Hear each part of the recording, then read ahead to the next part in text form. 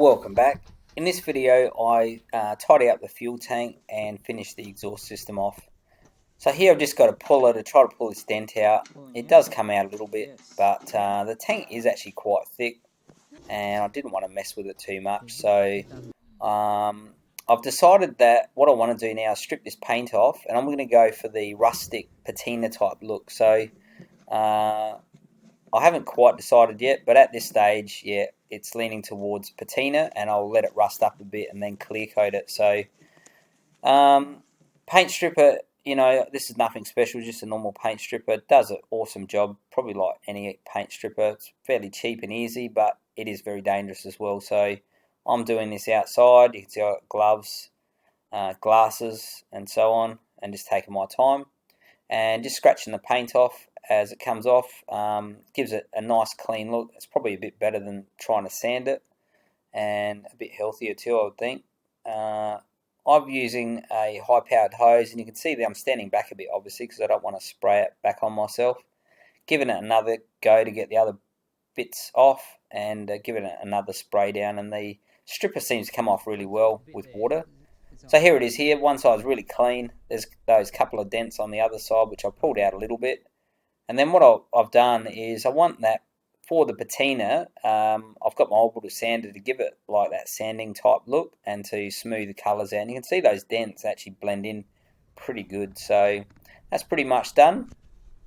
The only other thing I had to do was set up the fuel tap. So this is off of a motorbike obviously, and so it's not a direct fit. So a couple things, yeah, fuel tap I had to sort out and make a bracket to mount to the Trike. So this is the bracket and fits perfect.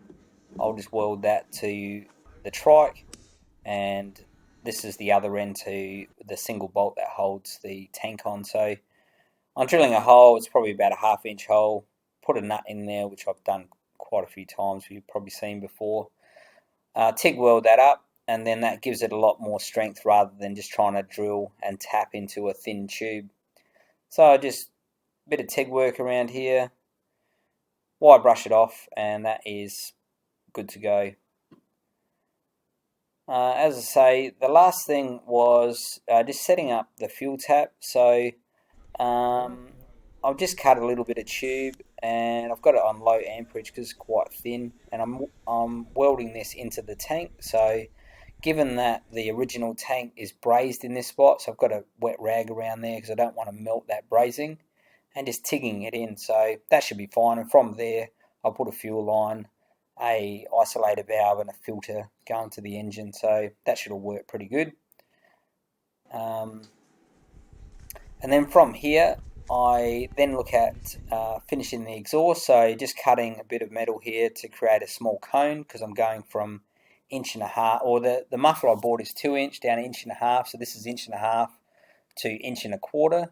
And then that 1.25 inch loops up to what I made in the last video. So here's the muffler, just putting it in position. It's the sports muffler. I think it looks great. So just getting it on an angle, sort of like a bit of a go-kart look, and I'll TIG that in. I'll give it a bit of a start in a minute so you can listen to what it sounds like, and it sounds nothing like a 125.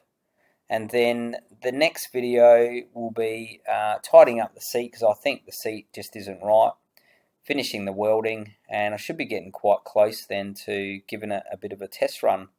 So there's a bit more to go, but stay tuned and see you in the next video.